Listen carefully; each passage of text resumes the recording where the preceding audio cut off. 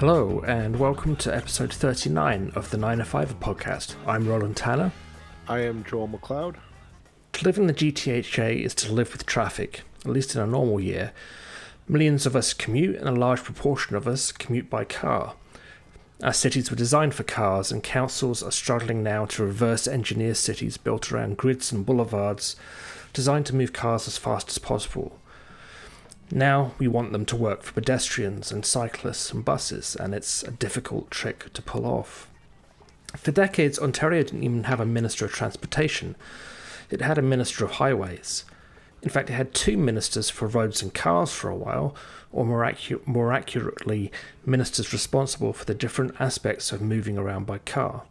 It wasn't until 1967 that the Government of Ontario decided that maybe it needed to get involved in this business of transit as well, when it launched Government of Ontario Transit, later shortened to GO, as a 3-year experiment. The government was surprised to find that a modest commuter train service along the lakeshore was an almost overnight success, attracting 1 million riders within its first 4 months. Contrary to expectation, and contrary to arguments that have been repeated endlessly since, people were willing to get out of their cars when given a convenient alternative. And yet the province kept building highways and widening highways and adding capacity to highways, and each time they did, those highways filled up and became congested until more lanes were added, which filled up and became congested, in a pattern that was repeated again and again and again across North America and around the world since the 1950s. Over the decade and a half that the previous Liberal government was in power in Ontario, there was a dramatic shift away from large-scale highway building in Ontario, as there has been in other jurisdictions around the world. The environmental problems associated with driving had become too obvious to ignore. The fact that no new road ever seemed to satisfy the demand for additional roads became clear to many. The sheer waste of people spending large parts of their lives burning fuel and sitting bored in traffic was also apparent. That Liberal government certainly still considered several major highways, but in each case, studies, environmental assessments, and public pressure resulted in decisions being made not to go ahead. Meanwhile, massive funding was directed instead towards expanding GO Transit. And then last year, COVID hit, and all of a sudden our roads were empty, and our railway stations too. Something that had been possible for almost 20 years finally became something people actually did. They worked from home. Businesses started questioning why they were paying for expensive downtown offices and found that maybe they actually could trust staff to get their work done without making them travel for an hour or more to sit in direct view of their superiors. Some businesses even started polling their employees. When this thing is over, do you even want to come back? In the midst of all this upheaval and change, at a time when it's at best unclear what the future demands on Ontario's highways will look like, the PC Government of Ontario announced it was going to revive the highway the previous government had cancelled in 2018. Highway 413 is technically still undergoing environmental assessment, but the province has clearly indicated its intentions. $6 billion for a road north of the 407 to bring traffic from north of Vaughan, through Peel, across the Greenbelt and down into Halton. A road that does what the 407 was supposed to do, and the 403, and the 401. To discuss the details of this plan and its implications for millions of people living in the 905 region, as well as the Greenbelt and the hopes for a sustainable future, we're speaking today to Sarah Buchanan, Ontario Climate Program Manager with the Environmental Defence, one of Canada's leading environmental advocacy groups.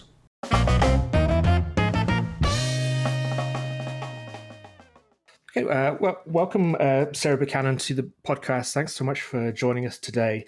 I wonder if you could start off. I know there's been a lot of talk over the years about different proposals for highways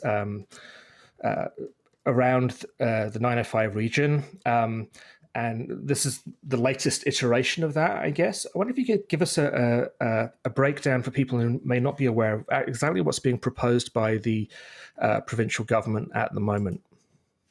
Yeah, no problem. So the provincial government has proposed reviving this highway that that has actually previously been canceled. So it's coming back from the dead.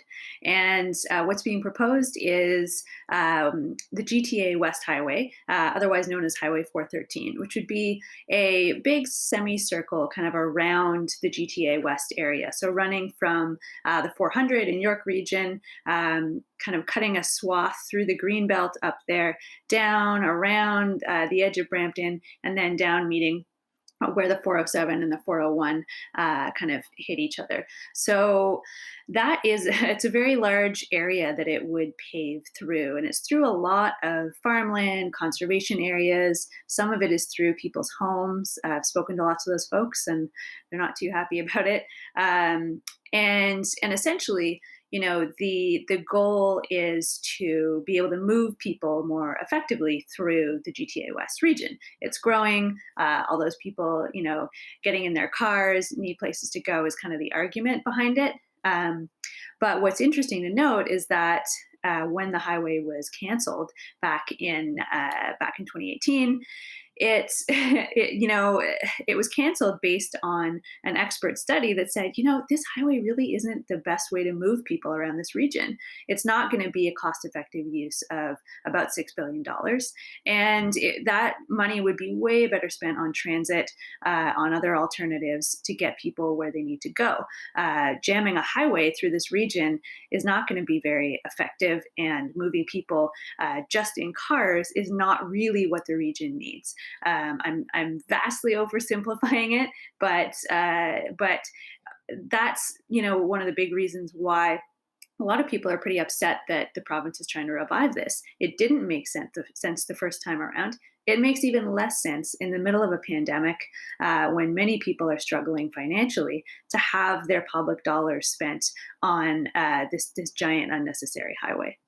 And I mean, it really goes against the kind of way, as I understand it, the kind of way that the entire planning industry or community, if you like, is thinking about how transportation should work going forward. I mean, central to that is this idea of sort of induced demand, that where if you build it, they will come, but they will also come wherever else you put it. So maybe you could explain that in much clearer, less ambiguous terms than I just did, what exactly that means. Absolutely. Yeah, I'm glad you brought that up. Put really simply, the idea of induced demand means that if you build more road space, more cars are going to arrive to fill that road space.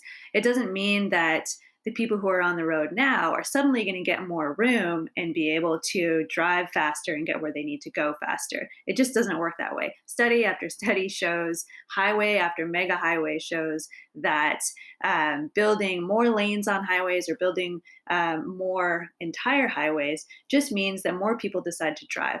So that decision point of, maybe I should take the GO train, or, maybe I should get in my car and drive my, polluting fossil fuel powered vehicle all the way into Toronto or everywhere, other places I have to go. That decision point is impacted by how much road space there is. So without getting into too much detail, it just increases the number of cars on the road, and then everybody goes back to where they were before, which is sitting stuck in traffic. And it doesn't really speed up anyone's commute. I want to touch on the point you mentioned about how the plan was originally canceled in 2018, and now this current government has, as you've said, brought it back from the dead. Maybe you can go in, if you could kind of give into a bit of the rationalization as to why the previous government thought, no, we don't need it. This isn't a priority for us anymore. And this current government all of a sudden has said, well, it is a vital infrastructure project that we need to pursue.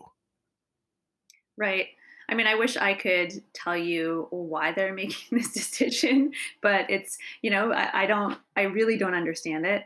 I don't think it's logical, but I can walk you through some of the things that have happened in the past and some of those decisions.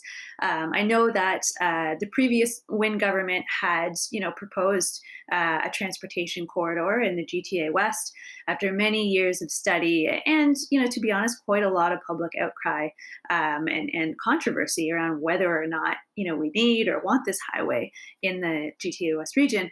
After many years, that government appointed a provincial, advisory committee, basically folks who knew the subject well, who could dig into it, and that expert advisory panel came back after doing modeling and studies and said, the way you're doing this environmental assessment is actually it's flawed. It's not getting all the right information in here. You're not really considering alternatives properly. And we've looked at it and done the math and added it up. And this highway is actually going to only save people 30 to 60 seconds on average in a commute across the GTA West region. And we think that that's unacceptable. And we recommend not building it. And the government, took that advice and said that they weren't going to, at that point, they were going to stop the EA and not build the highway portion.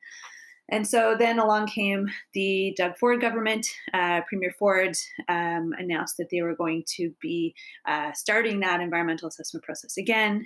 And then in the middle of the pandemic, while everyone's backs were turned, they announced that they were going to actually speed up that environmental assessment process to the point where we feel it's almost not an environmental assessment. It's completely inadequate.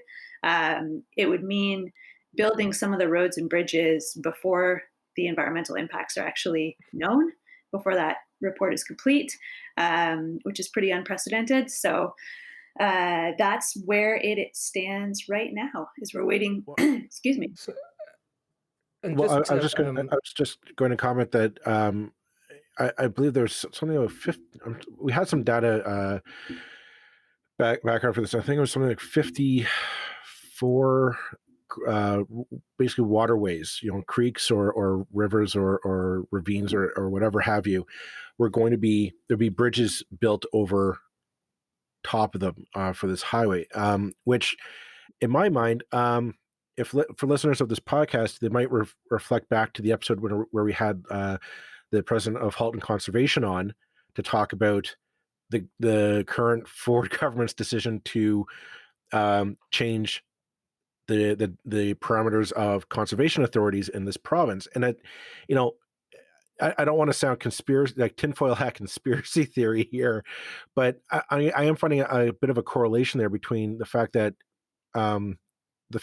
conservation authorities who were made it's essentially to preserve watershed and waterways in the province are having the ability to step in and say, time out, we have concerns, that their ability to do that is being curtailed. And at the same time, we're pushing forward on this major project that would have direct impact on Ontario's watersheds and waterways. I just find that correlation to be somewhat alarming, and that this is all being done kind of in the shadow of COVID. Definitely. And when you consider how many other little, not coincidences, but correlations like that exist where, oh, look, this is the governing body who would actually be speaking up against this, or the environment commissioner who might call attention to some of these impacts. And suddenly those people and regulations and rules are removed. And before these projects are proposed, it seems to be happening quite frequently. So, yeah, I think that it's all connected. A lot of these proposals that are environmentally damaging. You mentioned the conservation authorities issue. For example, Toronto Regional Conservation Authority has spoken up about this highway. They actually identified at least 85 water crossings that the highway would go through. But they don't have any power to stop this. Conservation authorities have commenting ability when it comes to highways, but the province can, MTO, specifically transportation, folks can kind of do what they want without conservation authorities sign off on this. So there's a lot of suggestions and a lot of hey, you should really think about, water quality impacts and impacts on migratory birds and fish habitats, but not a lot of listening going on, which sucks because Mhm. they have so much expertise. And the impression is, I think to an extent all governments are a little bit guilty of this, but I do. Well, let's put our cards on the table. I mean, this government is particularly blatant about it. The decision is made long since. This government came in wanting to build some highways because that's kind of what they do. The consultation, the consultations which are meant to happen, the environmental assessments, which are the legislative process that it has to go through, are just a nuisance in the way of a decision that's already been made. Do you think that's a fair way to describe it? It seems like that is what's going on. The consultation has been pretty weak for the changes they've proposed for the highway. A lot of the advisory committees that used to feed into the highway planning process are no longer meeting. So it does seem like they're just trying to check all the boxes, or check not all the boxes, check only one or two of the boxes as quickly as possible to get through this. Actually, maybe you could describe how an environmental assessment, because it's one of those phrases that I know gets Oh bandied no! around. Don't And I ask me to don't. describe an environmental assessment. You have 5 minutes. Put it Go. on the podcast. But it literally, I mean, this is part of the problem, isn't it? That people like me, certainly, you hear something like, well, an environmental assessment has to happen, and we have no idea what that means. But these are important processes that are there to make sure that the right protections are taken. Mhm. Is it possible to, or let's put it another way, do you find that this environmental assessment is very different from other ones that you have experience of that have happened in other instances? So far, yes. I mean, this current government, the Premier Ford government's approach to this environmental assessment is very shocking to me because this is a massive project. It's a 400 series mega highway. It's 50 to 60 kilometers long, and it's going to have pretty devastating impacts on a whole lot of green spaces, farmlands, conservation areas, stream crossings, forests, endangered species habitat, provincially significant wetlands. So when you consider all that, it is very surprising to me that this kind of slapdash, let's just try to storm through it as quickly as as we possibly can without people noticing attitude is happening, because it's going to come back to bite them. When you build highways like this without the proper knowledge of the environmental impact, what do you think is going to happen? If you are going to risk, people's water quality, if you're going to risk impacts on watersheds that frankly we don't know about until those assessments are properly done, don't you think that those impacts are going to come back to haunt you in the end? And so that's what's surprising to me. I will mention that environmental assessments for big projects are often quite long, and there's a reason for that. It's because if you don't know the potentially damaging impacts, then you shouldn't move ahead with the project. And it takes time to figure out what these impacts are. You have to ask a lot of people. You have to get a lot of specialists to come in and assess.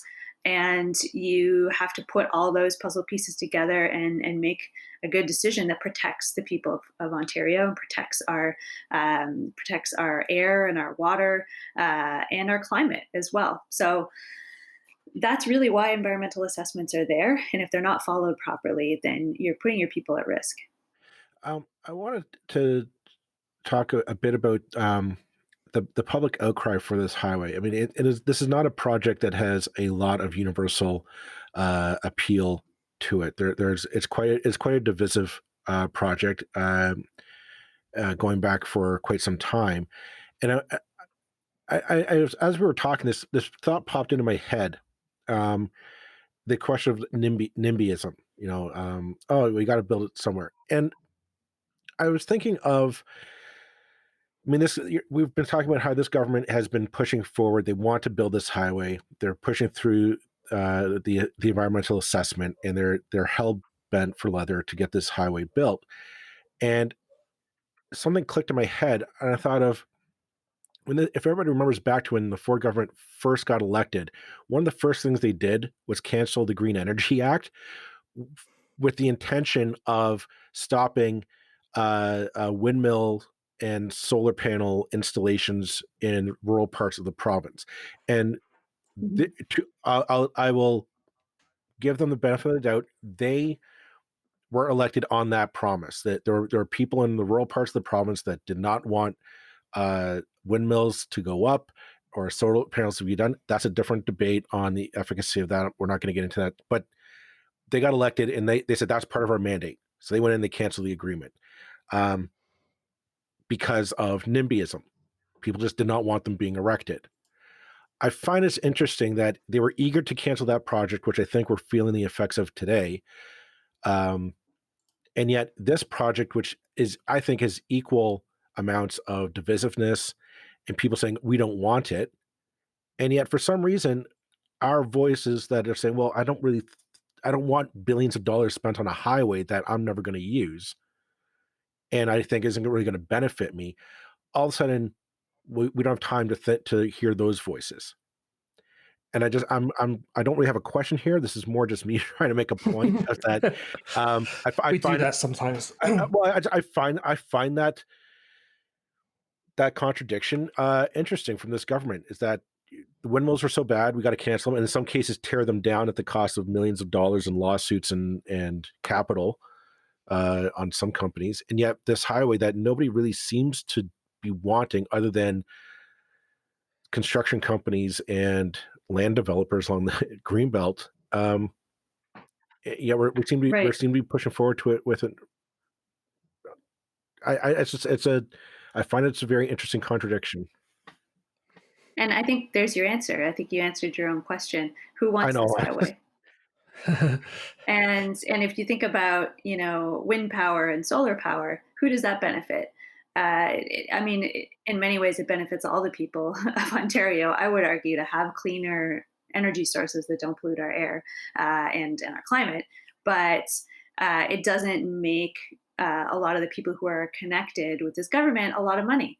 And if you ask the question, who really benefits from building this highway, it's mostly the folks who own land, who own land which could be developed along the route into subdivisions, and the people who want to build the Walmarts and the facilities along the highway route.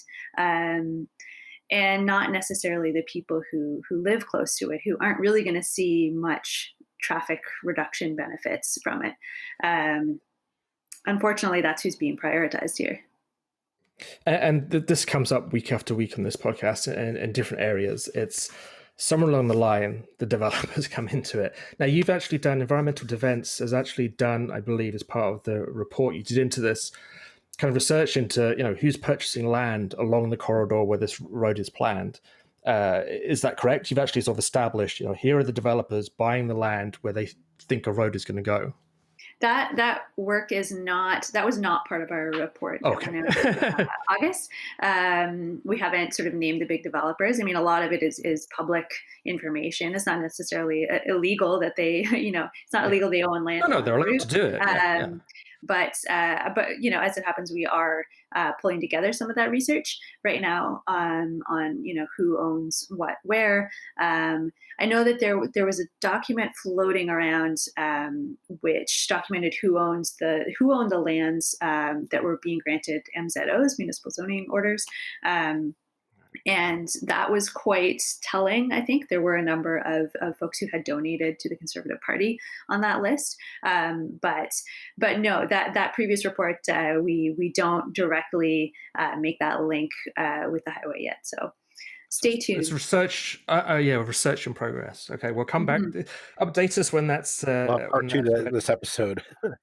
Well, yeah. One interesting note, though, is there was a bit of a kerfuffle when I believe it was York Region asked the province to confirm whether they were allowed to, basically grant permits for folks for developers to build along 400 series highways. Yeah, I don't have the text of the motion in front of me, but it was basically saying, "Hey, Ontario, can you confirm that we would be allowed to, rezone and allow building in some of the protected lands along this 400 series highway if it were to be built?" Also, it has implications for the land along the 400 as well. Yeah, and a huge amount of this land is Greenbelt. It's well, not black and white, green and white. It's Greenbelt. It's meant to be preserved forever, in perpetuity, no questions asked. But yeah, when you see the route, it's well, and maybe you can speak to that as well a little bit more. That I've just actually literally been over the weekend, sort of in my kind of relaxation hours, looking at the land surrounding the where there's a proposal for a CN rail hub in Milton, and at the moment that's green space. It's not actually in the green belt, but that's by the way. But I remember the first time I drove along the 407, it's like, oh, this road is lovely because it goes through all the it's all through virgin kind of countryside. It's very pretty. And now when you go along that same route, you're seeing developments coming in. So all that, it's a slightly different question in Milton because all that land is actually outside the Greenbelt and it was never intended to be part of it. However, it's all going to be built on, and the plans are there 30 years ahead of what particular fields right now are going to be used for. And the point I'm making, I guess, is like just as roads induce demand for traffic, they induce demand for business close to them. And I've yet to see a highway, certainly in the GTA, that doesn't have its accompanying big box stores and its malls and all the rest of it. If this road were to be built, are we assuming that the next step would be, like you say, kind of just some fairly major rezoning or attacks on the Greenbelt? Well, it's important to note that the road itself is an attack on the Greenbelt. So first things first, the highway would, as proposed, it would remove about 1,000 hectares of Greenbelt, mostly in Vaughan. And even if that, land is protected from developers, currently, it's not necessarily protected from their own, Ministry of Transportation. When you look at, for example, the 407 route, as you mentioned, if you look at, I looked at a map recently of the 407 route in the 80s when it was being built, and it was pretty green and, lots of farmland and green spaces, as you mentioned. And then you compare that to a satellite image of it now, and it's really built up. That's sprawl. It's not rocket science. You build a highway and sprawl happens. Stores get built up around it. Housing developments get built up around it, and it's just kind of the way things work. So there's very little reason to believe that Highway 413 would be any different. That building a 400 series highways wouldn't lead to the same degree of sprawl as something like the 407 led to. So I don't know how they're going to treat the Greenbelt lands around this highway. I do know how they plan to treat the Greenbelt lands underneath this highway. They're going to bulldoze them, but I would hope they would remain protected, but I'm not going to hold my breath on that. Obviously, right now, we're in the middle of a massive global pandemic. We are holding this interview each from our individual homes. A year ago, even, we would have assumed probably that we would have driven to your office in Toronto maybe to have this interview. You drive past, Joel made an excellent point the other day, as if you drive past any GO station at the moment in the morning, the car parks are empty. It feels like this is more than just a year thing, that we are going to fundamentally reassess our perception of commuting as a way of life. Do you agree? I see you nodding. Thank you. And B, what do you think? Do you think we are maybe seeing the start of a world where we don't think that sitting in a car for 2 to 4 hours a day is an acceptable price to pay for a job? Yeah, that's a question that's been spinning around my head so much recently. Really, since the pandemic began, when we already knew that this highway proposal was on the table, and it's just so unknown. And that's the big question that came out of this for me was why isn't the provincial government actually undertaking some sort of study or something that helps look into the future in that way and helps predict how this like massively uncertain time is going to impact how we move around, how we get to our jobs, how we get to school, how we get to see friends and family when we're allowed to do that kind of thing again. And there's just so many huge questions, and to spend this much money and to pave over this much sensitive green space in so many people's homes for a highway at a time when we just have no idea how people are going to be moving around in the region just seems so crazy to me. Um, yeah, as you mentioned, like we're all speaking to each other from our homes right now. I don't have a huge reason to believe that I'm going to need to be working full time in my office again. Even when I am free to do so, and many people are going to be in my situation. Maybe they won't need to commute into Toronto from the GTA West area. Then again, maybe the population of the GTA West will skyrocket even more than anticipated as people move out of the downtown, core of Toronto. We're starting to see those patterns happening now.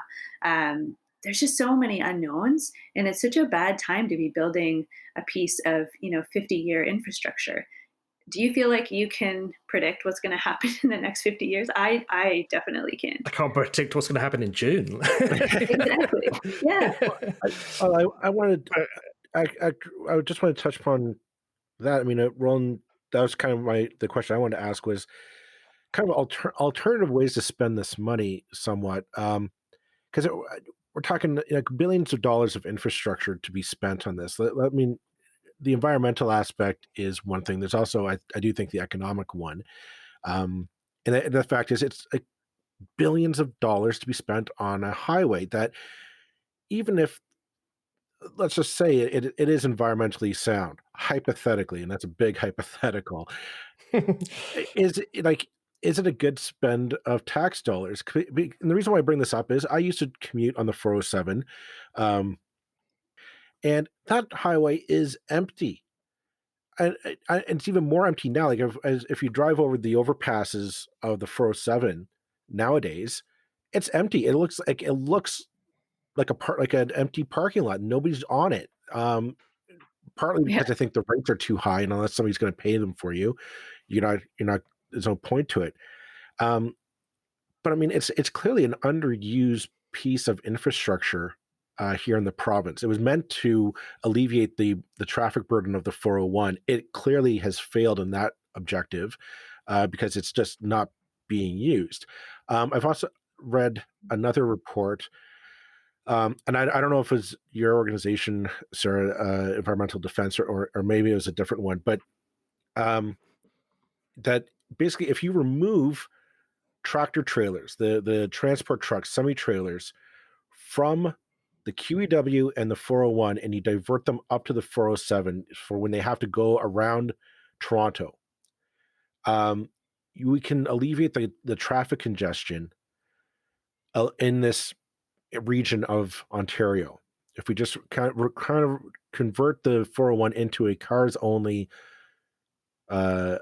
method of transportation, it'll free up congestion, being more environmentally sound because cars are traveling, they're not stopping and going. If we took all the transport tractor trailers and put them on the 407 to get them around Toronto on their way into Quebec or Ottawa or wherever.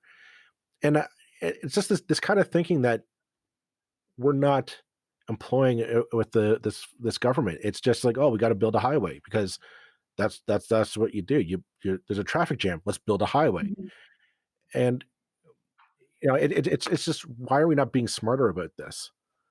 Yeah, exactly. And instead of building a new highway, why not use the 407 to the full extent of what that pavement that's already been laid it will allow. Why not remove the tolls on the 407 so that folks can actually use it and afford to drive that same stretch? Why not create a truck priority route on the 407? Ostensibly, one of the big motivating factors behind you building the new Highway 413 is to allow more trucks and goods movement to happen in the region, and to allow trucks to flow more freely so they don't have to get stuck in traffic. Well, why not have those trucks, maybe have a discount rate on the 407, use that highway a little better, and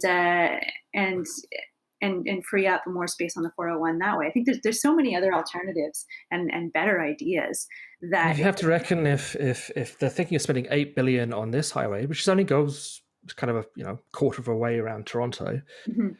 And we have a highway already that's underutilized that goes all the way around. I know it was going to cost them a lot of money to sort of bring back the 407 from private ownership, but I'm not sure it was more than $8 billion. And I don't know what the numbers are on that, but it would be. It's the chronic lack of imagination always with this current government that I find most frustrating. That think the old cliche, think outside the box. They almost seem to be proud of thinking inside the box. Yeah, actually, that takes us. Sorry, carry on. I was going to say, like, it's a talking point, right? I feel like this highway has been reduced to, a talking point they can slam down on the table and say we're fixing congestion with this. And unfortunately, it's not true. It's not accurate. But a lot of people don't have the time in their busy lives to look into it and do the research to say, hey, is this talking point accurate? Are they actually thinking about how to solve my congestion issues? And unfortunately, not really. And one of the whole big reasons they canceled this in the first time around was what you mentioned, is all the other myriad ways they could be solving the same problem. And the experts saying you need to look at all those other ways because they are way more effective and way cheaper. Now, I already quickly mentioned the CN intermodal hub proposal, and we didn't ask you onto the show specifically to talk about this. So if it's outside your area, forgive me, and we can talk about something else. However, it's in the news in Halton at the moment, and Joel and I happen to be based in Halton, so we're particularly familiar with it. And the local councils and the local MP in Halton are very strongly opposed to this. It struck me as being somewhat more of a grey area, at least, and I wonder if Environmental Defence has had any opinion on this, in that this is about taking freight off roads and putting it onto rail, which is the kind of thing we should be interested in. So is it something, again, there was an environmental assessment connected with that, and there certainly were a number of sort of human health concerns and other things that I'm not necessarily disputing for a minute. But is it something that you've actually looked at? It's not something, unfortunately, we've looked at in a lot of detail. Where I'm definitely aware that it exists, and yeah, in general, being able to move things, by rail, in many ways is preferable than moving them by truck traffic. A lot of greenhouse gas emissions, a lot of air pollution comes from that truck traffic. So yeah, for sure, that's something that, from an environmental perspective, is usually a much better way to move around goods. But yeah, that specific proposal, we haven't looked at in detail. We flagged it as okay. I mean, every situation is so intricate, right? You don't know what kind of, if they build that hub, where exactly is it located? Is it, destroying all the sensitive areas there? So I don't want to weigh in too much on that one. No, that's fine. I was thinking it does kind of touch upon what we've been discussing, is that we got to find new inventive ways of getting cars off the road, and using, if we go into rail as a viable option to get freight from one end of the country to another instead of our highway system, that's another way of getting, transport trucks off the highways. Another goes to the fact that we have, post-COVID, as Roland touched upon, I'm hoping that we are going to see more work from home situations taking place, and that people say, well, I don't need to go into the office 5 days a week. Maybe I just need to go in 3, or I just need to go in for that one meeting a week to touch base. But that's the rest of it that can be done on calls, or I work from home, and that kind of thing. Like I am frustrated that we're going back to this whole, oh, we got to build a highway, when quite frankly the last highway we built was the 407, and it has not lived up to the planned purpose that it was intended for. So I definitely agree. We're not digging too deep into this bucket of ideas to solve transportation issues in the 905. Okay, so I'm seeing that our clock is winding down here, so I'm going to call it an end to this episode. But I would like to extend a much appreciated thanks to you, Sarah, for coming on and sharing your expertise on the topic. Thank you very much for coming on today and chatting with us, Sarah. No problem. I really appreciate your podcast and the work you're doing to uncover this. Thanks a lot for covering it. That's it for this episode of the 905er. Thank you for listening. As always, you can send us your feedback, thoughts, and concerns, or ideas for future episodes to our email, info@905er.ca. We'd love to hear from you. You can help us keep the 905er going by financially supporting us through Patreon as well as PayPal. Visit us at 905er.ca and click on the support tab. As well, links are in the show notes for your convenience. Lastly, you can find us on social media. Search for _905er on Facebook, Twitter, Instagram, and LinkedIn. So long for now. See you next time.